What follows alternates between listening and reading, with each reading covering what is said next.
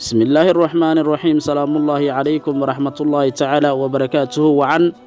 إذا الكيم بدأ ياشا قدرنت يقيمها إنك مضن الله بكحرن شنر كان يوسف إسماعيل قيلا كسو دبادة برنامج كينا حكمة والله بان إذن كسو قد بنو حكمة الله إلهي هاكه بيك أوران دونان أن إسلا يهي دابا ياشا هلكن كحرن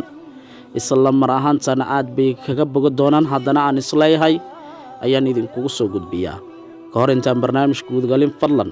haddaad nagu cusub tahay walaalka qiimaha badanow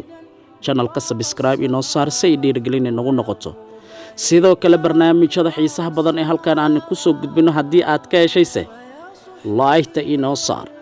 sidoo kale si walaalkaaga kale ugu faa'iideysto waayo naftaada waxay jeceshahay waxaa lala jeclaadaa walaalkaagase sii share garay barnaamijyadeena ama noocyadiisa kala duwan sidoo kale gambaleelkana furo si aad u rugmato in mar walba ay ku soo gaaraan waxyaabaha xiisaha badan ee halkan aan ku soo gudbino ama aad u noqoto qofka koowaad ee hela waxyaabaha xiisaha badan ee halkan aan ku soo baahino xigmadu se maanta aan idin sido hadduu rabbi weyn raali ka noqdo waxay noqonaysaa haddaad rabto